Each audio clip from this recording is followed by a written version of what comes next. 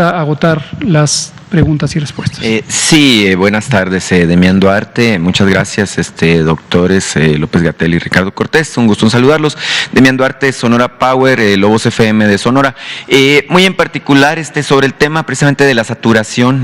Yo sé que ustedes no son expertos en informática y yo tampoco, ¿no? Sin embargo, a sugerencia de muchos de mis espectadores, de mis youtubentes, una pregunta es si no han pensado en ampliar precisamente el ancho de banda derivando hacia los estados, es decir, estableciendo precisamente las demandas que surgen en cada entidad, precisamente con servidores dedicados en cada lugar. Es una pregunta que probablemente no me puedan responder ustedes, pero sería interesante que la respondieran técnicamente quienes son los expertos en la materia. Son preguntas así muy rápidas, así al estilo de lo que presentó el doctor Cortés. ¿Qué pasa si ya tuve coronavirus? Es decir, ¿me tengo que vacunar? ¿Me tengo que esperar? Es una pregunta también que me hace llegar mi público. Otra pregunta muy específica, ¿qué seguimiento a un caso que yo le presenté? ¿Qué pasa con la población que tiene síndrome de Down? En particular, si se consideró algún apartado específico, puesto que muchos no son mayores de 60 años, por supuesto, pero sí están considerados como población de alto riesgo. Y muy en particular, creo recordar que había otra pregunta muy específica sobre el tema de la infodemia, muy en particular, puesto que hoy en la mañana no terminaba usted de anunciar esto de la vacuna Sputnik y la senadora de Sonora, además, bueno, pues ya estaba con sus cosas, ¿no? De que la vacuna no está certificada, etcétera. Si no hay por lo menos un llamado, ¿no?, de parte de ustedes como autoridad sanitaria para que pues deje las cosas correr, ¿no?, en términos de lo que es el asunto de que la población tenga la oportunidad de informarse correctamente. Muchas gracias. Muchas gracias, con mucho gusto. Sobre la primera, no hay necesidad, sí se la puedo contestar porque la pregunté también yo a nuestras personas expertas, al ingeniero César Vélez, y sobre si descentralizábamos el uso de los servidores. No hay necesidad, tenemos en el gobierno federal múltiples capacidades de servidores de cómputo. Uno que inmediatamente nos ofreció esto fue precisamente nuestro amigo Jorge Whitley, director de RENAPO, el Registro Nacional de Población. Tiene una infraestructura poderosísima al servicio del Registro Nacional de Población y estaría potencialmente como un respaldo, pero tenemos ya varios otros respaldos que están al servicio. No hay necesidad de descentralizar a los estados. Ahora, aquí aprovecho para recordarle a usted que la única plataforma que está al servicio del Programa Nacional de Vacunación contra COVID-19 es esta, mivacuna.salud.gov.mx, mivacuna.salud.gov.mx. En algunas entidades federativas, tenemos conocimiento, se han puesto a disposición unas plataformas de preregistro. No le van a llevar a la vacuna contra el COVID. Como hemos dicho, la Estrategia Nacional de Vacunación COVID-19 es una estrategia del Estado Nacional y está organizada y conducida por el Gobierno de México. Sobre las personas con síndrome de Down, en alguna ocasión previa ya lo habíamos comentado, el síndrome de Down es una alteración de cromosomas que, entre otras alteraciones morfológicas y funcionales, tiene también la particularidad de que causa inmunosupresión. Entonces, las personas con síndrome de Down también están consideradas en el apartado de inmunosupresión, en el que conviene tener precauciones adicionales para no contagiarse del virus SARS-CoV-2, pero además es importante que se vacunen. Sin embargo, como hemos también comentado, hasta este momento ninguno de los ensayos clínicos ya realizados incluyó personas menores de 16 años en cualquier condición, Down o no Down. De modo que aún no hay autorizaciones de uso de emergencia en ninguna parte del mundo que contemplen a los menores de 16 años. Sin embargo, sabemos que ya están en curso algunos ensayos clínicos de esta vacuna Pfizer, también de Astra y de varias otras, y esperamos que en un tiempo relativamente próximo se anunciará ya cuáles son los resultados. Ojalá que sean seguras y eficaces también a estas edades. La tercera pregunta.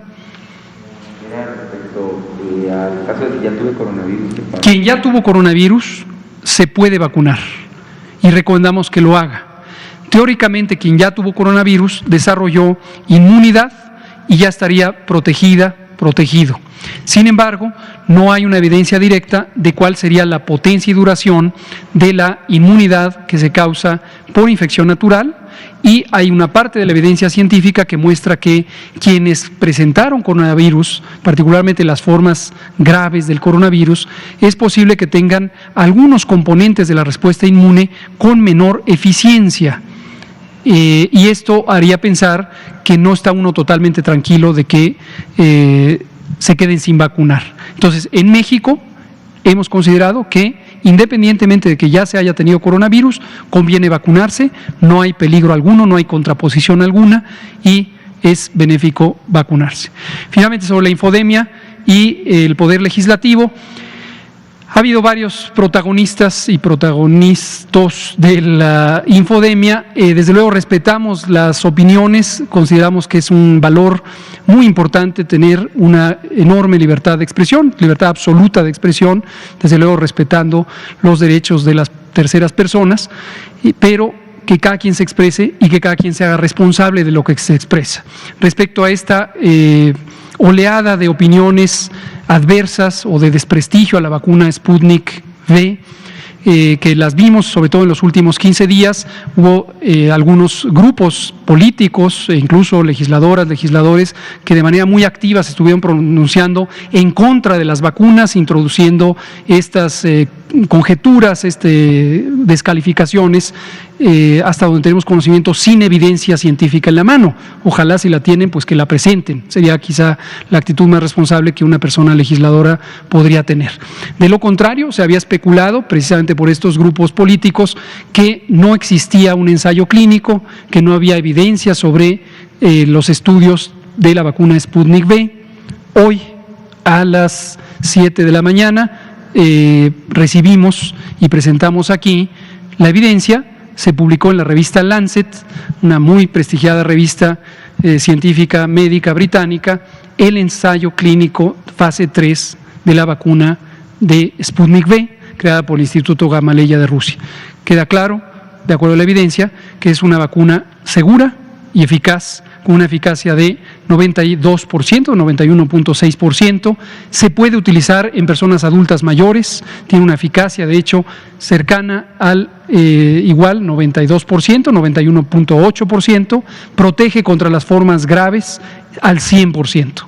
Entonces es una vacuna muy conveniente, muy segura, muy eficaz. Por cierto, el 18 de este mismo mes, la OMS va a tomar conocimiento formal de los resultados de esta vacuna. Muchas gracias. Por favor. Gracias. Buenas tardes. Daniel Flores, del periódico Publimetro. Justamente mencionan pues toda esta estrategia, pero ¿cómo le van a hacer con las personas que tienen nulo acceso a Internet en estas entidades donde no hay pues este acceso? ¿Cómo va a ser pues esta penetración, sobre todo para que la gente sepa? Si me pudieran responder esa primera pregunta, por favor. Muchas gracias. Lo tenemos contemplado, efectivamente, y lo presentamos esta mañana. Tenemos dos vertientes, una para personas con amplio acceso al Internet, mayormente en las zonas urbanas, y otra para personas con bajo o nulo acceso al Internet, generalmente en las zonas suburbanas y rurales. Y en las zonas donde hay acceso al Internet, la propia plataforma generará, como indicó el doctor Cortés, una constancia de registro. No es todavía la cita propiamente dicha, pero está una constancia de que la persona ya está registrada. Y en su momento también la plataforma ayudará a generar la cita específica. Para las zonas de bajo acceso al Internet, precisamente las brigadas Correcaminos, a través de los centros integradores del bienestar, estarán vinculando a las personas para informarles dónde, cuándo les tocará la vacuna. Muchas gracias. Sobre las fallas que se registraron el día de hoy, minutos después de que se anunciara esta plataforma, mencionaron cómo se va a proteger los datos personales, sobre todo por estas fallas que hubo durante varias horas, y pues resguardar pues toda la información que va a fluir durante estos días, por favor. Cómo no, con mucho gusto. Las fallas de acceso no tienen nada que ver con la seguridad de los datos, muy importante. No porque una persona usuaria no puede entrar y le venga un mensaje de error en la plataforma de Internet, quiere decir que la plataforma misma se destruyó o se afectó. No es así. Los datos se conservan íntegramente en las memorias de los servidores informáticos. Lo que falla cuando hay una sobredemanda es la conexión al servidor. Se satura y entonces compiten las llamadas, las entradas. Insisto, por eso la analogía es como un teléfono, si uno llama y hay otra llamada en curso, pues uno va a oír pip, pip, pip, pip, que está ocupado. Es exactamente lo mismo, pero los datos están resguardados y los estándares de seguridad de los datos son los que corresponden a estándares internacionales y también los que siguen la normatividad, la ley de protección de datos personales en posesión de los particulares y los demás sujetos obligados. Nada más por último, doctor, sobre pues esta pandemia que ha sido muy larga, en algunos estados se han comenzado a relajar muchísimo las medidas sanitarias, incluso en redes sociales se ha documentado cómo ya se organizan fiestas privadas, sobre todo en entidades con alto turismo. ¿Cuál es el llamado nuevamente a los gobernadores, a los ciudadanos, para que puedan frenar pues este tipo de eventos que se hacen pues a la postre de cualquier día, por favor? Con mucho gusto. Ayer lo comentábamos con respecto a una pregunta que hacía Juan Carlos Machorro de AM Noticias Querétaro, justamente este sentido de corresponsabilidad que tenemos que tener todas las personas del mundo entero, desde luego al interior de un país, pues todas las que habitan en el propio país. Autoridades, la federal, las estatales y las municipales, y todas las personas organizadas o no organizadas, hacer esta conciencia todos los días respecto a la existencia de la epidemia. Por eso solemos decir al terminar la conferencia que la epidemia sigue y que hay que mantener las medidas convencionales de protección, las recordamos también muy frecuentemente, y estas hasta que no se haya logrado una cobertura sustancial de la vacuna y que se empiece a disminuir la transmisión, será entonces momento de relajar estas medidas, pero no es el momento, todavía faltan varias semanas. Gracias. Vamos a pasarnos aquí con usted y nos damos uno y uno.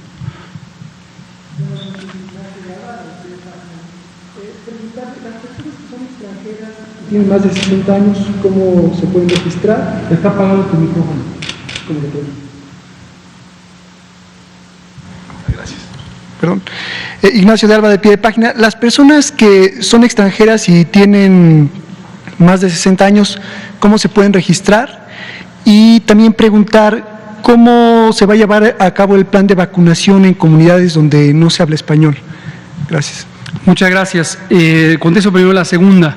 A lo largo de toda la epidemia hemos mantenido una estrecha colaboración entre las instituciones del Gobierno de México. Y esto realmente es una fortuna, tener a funcionarias y funcionarios públicos tan comprometidos, y me refiero a las personas titulares de las dependencias, de los organismos descentralizados, de las comisiones, de todos. Todo mundo ha cooperado de una manera extraordinariamente positiva. Y uno de ellos que quiero destacar y agradecer siempre es a Adelfo Regino, el licenciado Adelfo Regino, titular del INAI, el Instituto Nacional del INPI, de los pueblos indígenas, y también el INALI, el Instituto Nacional de Lenguas Indígenas. Aquí el doctor Ricardo Cortés, que ha sido nuestro punto de vinculación con todos estos organismos, hemos hecho siempre el esfuerzo de tener acceso multicultural y multilingüe a toda la información que producimos. Recordarán que en la propia página coronavirus.gov.mx hay todos los materiales que tenemos, están también traducidos a ¿cuántas lenguas? Hasta 57 lenguas originarias. Y en el momento en que empiece el desplazamiento físico de las unidades de vacunación o los sistemas de registro, también consideraremos esta traducción para vincular a las personas. Ahora, aquí los programas de bienestar son fundamentales. Las personas servidoras de la nación son personas que están radicadas en sus sitios de origen, generalmente son personas que están incorporadas a las propias comunidades porque a ellas pertenecen, y muchas de ellas, aunque sean personas jóvenes, han conservado, muy afortunadamente, sus raíces culturales y lingüísticas y ayudan mucho a esa vinculación directa. Varios de los mensajes de capacitación que se están creando en videos instructivos bajo la coordinación de Gabriel García, el coordinador de los programas de bienestar, están precisamente en las lenguas autóctonas de cada región. ¿Y las personas extranjeras? Sobre personas extranjeras también lo tenemos considerado. Las personas extranjeras primariamente no tienen CURP, no tienen clave única del registro poblacional. Sin embargo, existe una modalidad en donde pueden acceder a esta clave. Es una clave especial en donde se considera que la entidad federativa o lo equivalente a la entidad federativa de registro es la locación en el extranjero, y hay códigos o claves específicas para todas las localidades del mundo o todas las zonas del mundo. Entonces, se puede establecer esos registros. En este momento no llamamos a las personas que son extranjeras y que no tienen CURP a que se registren, porque no deben preocuparse. Este no es el registro ya definitivo, por eso hablaba al inicio de la conferencia que se trata de un preregistro. Lo que nos va a ayudar este preregistro es a tener identificado el tamaño poblacional que en cada región que está georreferenciada del país se requiere vacunar, y por lo tanto poder organizar el diseño de la operación logística y considerar los distintos vacunas que estarán a disposición. Y en su momento será una minoría, una pequeña proporción de personas que no tengan CURP y que estén radicando en el país. Esto puede incluir connacionales residentes en el extranjero, o incluso que nacieron en el extranjero, o personas que están transitoriamente en el país. Pero todas las personas que estén residentes en México serán vacunadas contra el COVID. Y los mexicanos que están en Estados Unidos, ¿dónde se pueden registrar para que sean vacunados en los consulados? Y si nos pudiera platicar un poquito más, ¿qué tipo de vacuna recibirán las personas que son mayores de 60 años? Con mucho gusto. Respecto a la vacunación en el extranjero, el canciller Marcelo Ebrard, a quien siempre le agradecemos cuando pensamos en él, todo el esfuerzo que ha hecho él y su equipo, fabuloso esfuerzo por conseguir estos accesos tan oportunos y tan eficaces a las vacunas en el mundo. Y tenemos un programa específicamente para el caso de Estados Unidos, donde reside la mayor cantidad de personas de nacionalidad mexicana, o hijas e hijos de personas nacionales mexicanas, por lo tanto también potencialmente mexicanas, estén o no ya registradas. Está un programa que se llama Ventanillas de la Salud. Este programa se estableció en 2002, conjuntamente entre la Secretaría de Salud, quien lo financia y coordina técnicamente, con la Secretaría de Relaciones Exteriores.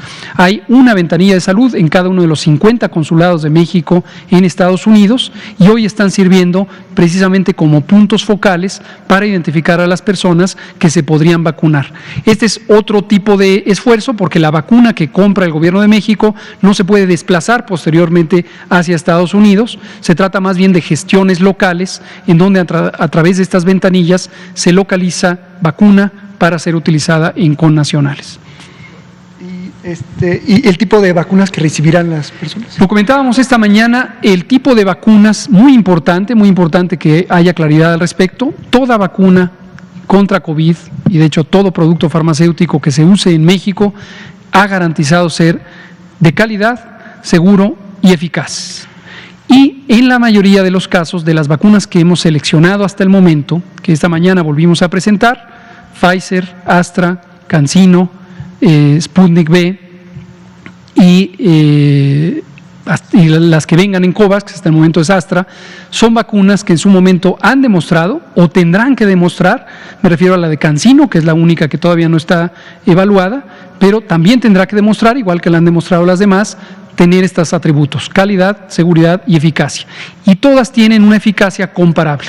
Hay pequeñas diferencias numéricas, pero en conjunto son estadísticamente intercambiables, y la decisión de dónde se pone cada vacuna depende más bien de la operación del programa. No está sujeto a elección individual, como ya lo dice una de las preguntas frecuentes. No es de que cada persona diga yo me espero a tal vacuna, o mejor tráigame la otra, o a mi hermana póngale una y a mí póngame otra. No, esto está diseñado en el propio programa, pero tenga la población la garantía de que todas son igualmente de calidad, seguras y eficaces. Y por último, si nos pudieran platicar cómo se van a adaptar los centros de vacunación. ¿En qué sentido? ¿Cuál es la logística? ¿Qué sitios van a ser? Con mucho gusto. Hemos preidentificado una cantidad inmensa de puntos de vacunación, más de 10,000 puntos de vacunación en todo el territorio nacional, y seguimos identificando estos puntos. Las características de un punto de vacunación y es como tradicionalmente ocurre con el programa de vacunación universal, hay de 3 tipos. Existen unas que están en las instalaciones de salud. Estas seguirán siendo utilizadas, son cómodas, son adecuadas, obviamente son higiénicas y el personal, incluso de apoyo, conoce la operación. Tenemos después otro tipo de unidades o puntos de vacunación temporales, generalmente en espacios públicos, escuelas, plazas, incluso centros de recreación o centros comerciales, y estos puntos son semifijos, están durante algunos pocos días mientras termina el ciclo de uso de la vacuna. Y también existe una tercera clase de puntos que son itinerantes. Ahí directamente es una pequeña brigada, una unidad de vacunación, como ahora será la unidad Correcaminos, que se desplaza hasta un punto remoto, lleva consigo la hielera, los insumos, las jeringuillas, el alcohol, las torundas, etcétera, va a poner la vacuna y se retira generalmente al final del día, y estos puntos serán distribuidos en todo el país. Los centros integradores, sobre todo para las zonas rurales, son extraordinariamente importantes. Ya hemos dicho varias veces, los centros integradores no son edificios, no son instalaciones, no es un edificio que dice centro integrador, sino son comunidades de coordinación en donde las propias personas que residen en la localidad saben cómo coordinarse y ellas mismas tienen competencia para proponer puntos de vacunación y serán generalmente de los 3 tipos que he mencionado. Muchas gracias. Eso, antes de pasar a Liliana Noble de Pulso Saludable,